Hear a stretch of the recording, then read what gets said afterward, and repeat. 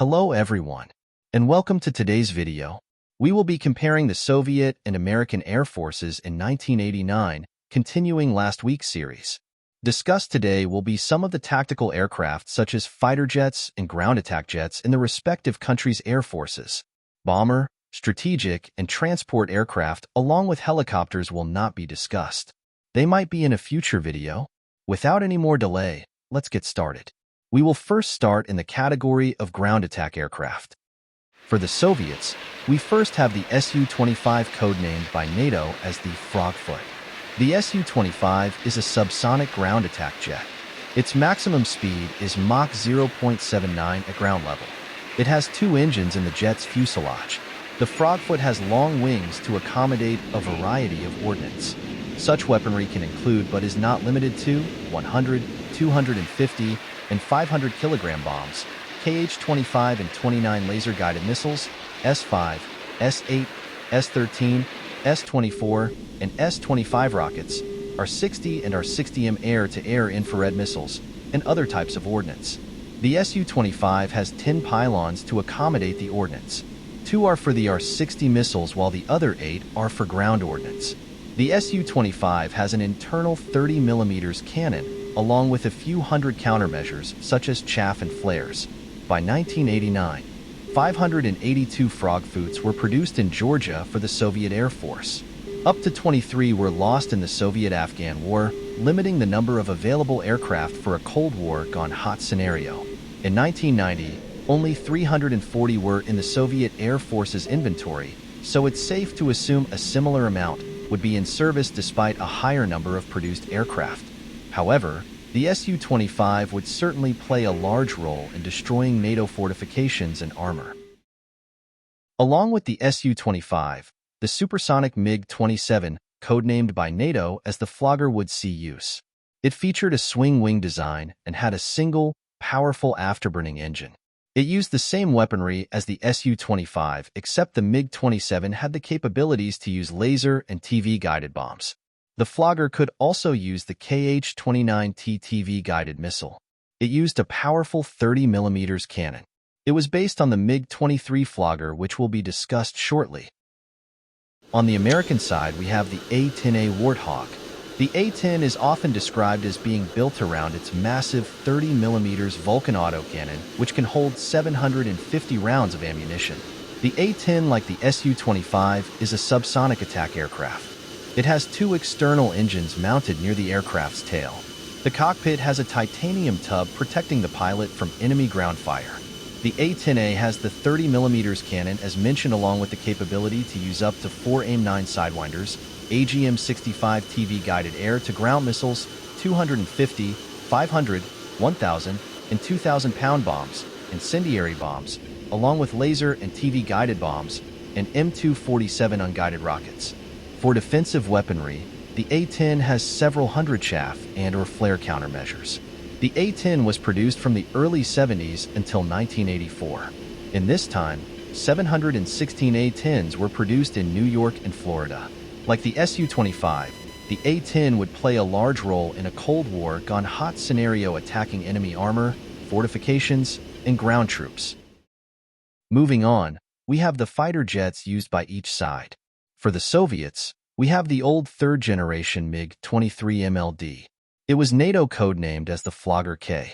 The Flogger was introduced in 1970 to the Soviet Air Force and was almost 20 years old by 1989. The Flogger featured a swing-wing design and had a single afterburning engine, which allowed the aircraft to go Mach 1.2 on the deck and Mach 2.32 at altitude. The Sapphire MLA-23-2 radar utilized look-down, shoot-down capabilities, preventing the radar from being easily fooled by chaff. Internally, the MiG-23 had a 23 mm cannon. The Flogger carried many air-to-air weapons. These included the R-24T and R missiles. The T stood for infrared while the R stood for radar-guided, of which the Flogger could carry 2, along with up to 4 R-60M infrared missiles. Each R-24 pylon could be replaced with an R-60M pylon. An IRST, acronym for Infrared Search and Track, system was mounted on the Flogger to aid in using the R-60 missiles. The MiG-23 could carry some ground ordnance, but the specifics will not be mentioned. The MiG-23 can carry around 72 countermeasures. Despite the age of this aircraft, it would still most likely be used in this scenario due to the Soviet Air Force having almost 600 of these jets at this time. Next, we have the MiG-29A NATO, codenamed the Fulcrum. The MiG-29 was one of the Soviet Union's most advanced fighter jets, being it was in the fourth generation. The MiG-29 featured two powerful engines, a powerful look-down shoot-down radar, and a new helmet-mounted sight for the pilot. The HMS allowed the pilot to simply look at targets within 10 kilometers to either lock the target with radar or IRST, or to launch one of the MiG-29's missiles. The MiG-29 had 6 pylons for weaponry. The MiG-29 has an internal 30mm cannon with 120 rounds. On the inner 2 pylons, 2 of the large R-27T, R-27R, or R-27ET, and R-27ER air-to-air missiles could be attached. The R series of the R-27 featured a brand new data link system which allowed the missile to stay afloat and heading towards a target's predicted position even if a lock was lost by the radar.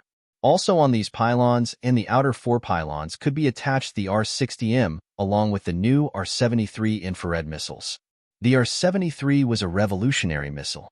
It featured thrust vectoring which allowed the missile to pull harder against its target. This combined with the helmet mount sight allowed Soviet pilots to have a huge advantage in dogfights against NATO jets. Ground ordnance could be carried, but again, it is unlikely that the MiG-29 would be used in a ground attack role. Like all aircraft mentioned in this video, the MiG-29 can carry chaff and flares. The Fulcrum would be a worthy adversary to NATO pilots in a war. The Su-27, codenamed the Flanker by NATO, was a heavy fighter jet used by the Soviet Air Force in limited quantities. The radar uses look-down shoot-down, an IRST system, and the pilot has an HMS like the MiG-29. It can use the same weaponry as the MiG-29 with the exception of the R-60M. The Flanker also could carry up to 10 air-to-air missiles, the most any Soviet or American fighter jets could carry at this time. The Flanker was not as maneuverable as the MiG-29 due to it being designed to fight NATO aircraft from dozens of kilometers away. Due to the economic hardships of the Soviet Union, as mentioned in my previous video, not many of the Su-27 were produced by the time the Soviet Union collapsed. On the other side of the Iron Curtain, we have the American F-4E Phantom. The F-4E had its first flight on August 1st of 1965. It continued to be used in the 1990s and would have been the American equivalent of the MiG-23 in this scenario. The F-4 had 2 afterburning engines in its fuselage. At the edge of its wings, it had wing slats to help with maneuverability. The Phantom had a pilot in the front seat and a weapons systems officer in the rear seat. The Phantom could carry a large variety of air-to-air and air-to-ground weaponry.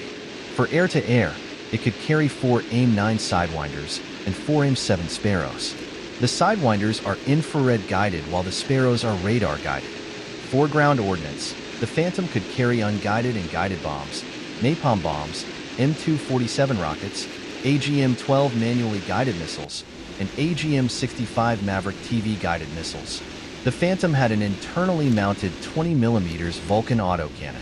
The Phantom was one of the most important multi-role aircraft of the Cold War. It could be a high-altitude interceptor going at Mach 2, or it could perform close air support and many things in between. Despite its age at the time, it would be a very valuable asset to American forces in this scenario. Next, we have 2 jets from the King series of U.S. fighter jets, which represented the new 4th generation. The F-15C Eagle is a fighter jet that was introduced in 1976. It has 2 powerful afterburning engines in the fuselage along with a look-down shoot-down radar. Internally mounted is a 20mm Vulcan cannon. The F-15 is armed with 4 Sidewinders and 4 Sparrows like the Phantom. Active radar homing missiles like the AIM-120 were still in development in 1989 and thus would not be used until a few years later. The F-15C would be the Su-27 of the United States Air Force as it could carry numerous advanced missiles for close and long-range engagements. The multi-role F-15E Strike Eagle could carry the same air-to-air loadout as the C-model F-15, but it can also carry unguided and guided bombs, AGM-65 Mavericks, among other ordnance. This is easily the most versatile aircraft on this list, along with the F-4E Phantom.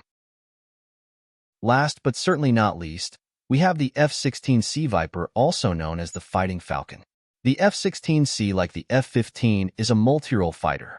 The F-16A was first introduced in 1978, with the C variants appearing in the mid-80s. A 20mm Vulcan autocannon is mounted internally on the Falcon. All the weaponry carried on the F-15 Eagle and Strike Eagle could be used on the F-16. Along with this, the F-16C could use the AGM-88 HARM anti-radiation missile to target Soviet surface-to-air missile batteries. The F-16 would undoubtedly be one of the best aircraft the U.S. had to offer in 1989. Its multi-role capabilities would prove to be invaluable for U.S. forces. In conclusion, both countries had capable aircraft in their air forces.